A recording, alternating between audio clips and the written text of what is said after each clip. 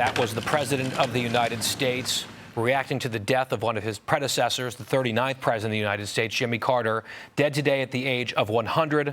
Biden speaking movingly at times, very personally about Jimmy Carter. He called him a statesman and a humanitarian, a friend of his for over 50 years, Biden said. He referred to the 39th president as a man of character and courage. He made reference to that very long marriage between President Carter and his late wife, Rosalind, roughly 77 years of marriage. And he said that Jimmy Carter led a life of meaning and purpose, faith and humility. And the word that he came to over and over again was decency in describing the man, Jimmy Carter, who we lost and we're mourning here today. And to that point, Lisa Booth, I want to bring it out to the table. You told us a story, a personal story that someone in your family had in an interaction with Jimmy Carter that I think plays into what we just heard from Joe Biden. Yeah, I was talking to my dad before the show, like I normally do, and he was telling me a story about how he was flying from DCA to Atlanta, and Jimmy Carter was on his flight. And Jimmy Carter was known to fly commercial with his wife. And so my dad said what he did is he went all the way through the flight and shook hands with everyone on the flight that wanted to shake his hand, also took selfies with everyone who wanted to take a picture with him. And my dad said that he thought to himself, you know, this man is a class act. What a classy thing to do. And so, you know, of course, we want to remember that legacy of him being a good and decent man and wanting to be with the people. That's such a great story. And it also shows the complexity of politics, right? I mean, we could be after each other one minute and then the next minute something tragic like this happens.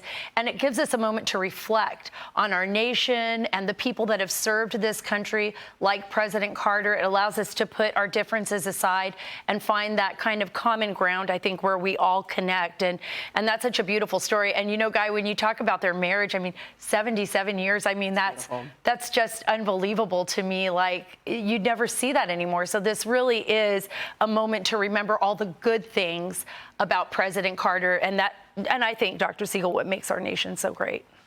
You know, I've talked to the Carter Center a lot. I've done a lot of work with them. And the first question I ever asked them is, what role does President Carter play here? And they said, he's our friend. He's involved in everything.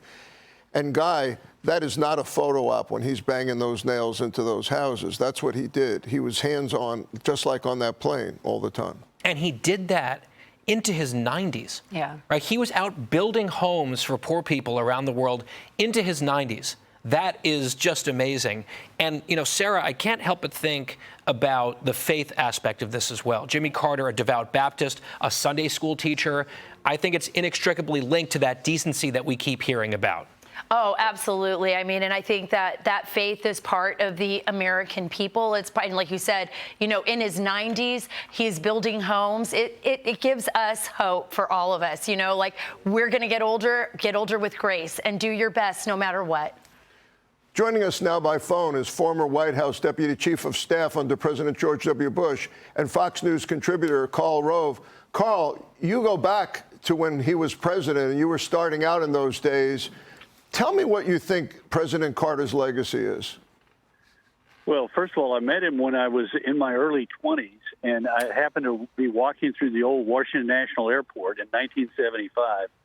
And he was walking through the airport as well, carrying his suit in a suit bag over his shoulder.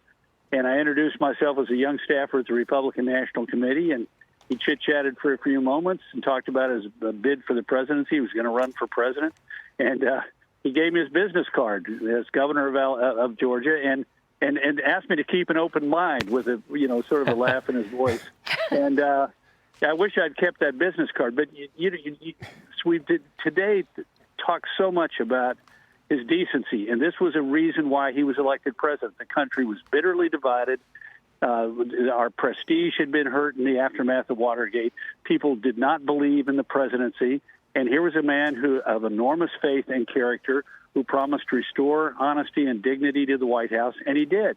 And it was a reason that the American people turned to him, a relatively obscure one-term governor of Georgia, and he beat Gerald Ford, who succeeded Richard Nixon in the White House after Nixon's resignation. And he did that. He did restore our confidence in the presidency. Now, he did some remarkable things. The peace accord between Egypt and Israel, the deregulation of America's airlines and telecom and railroads and other things that have been hidebound for years. and he did play a remarkable role in reestablishing an emphasis on human rights. His talk about the dissidents in the Soviet Union and about the right of all people to live in freedom helped bring about the end of the Cold War and the fall of the Soviet Empire by giving a moral authority to America's efforts, which were taken up by his successor, Ronald Reagan, as well. So a lot of good things. Obviously, the economy was not good during his time, presided over double-digit interest rates, double-digit unemployment, double-digit, interest rates, and as a result, we got Ronald Reagan in large measure because the economy was so bad. And then, after leaving office, he lived a life of service and compassion for the next 50 some odd years. Karl, thank you so much for joining us tonight. Great to have you on this story tonight. Thank you very much. You bet. You bet. Thank you. God bless the Carters. God bless the Carters. Hey, Sean Hannity here. Hey, click here to subscribe to Fox News YouTube page and catch our hottest interviews and most compelling analysis. You will not get it anywhere else.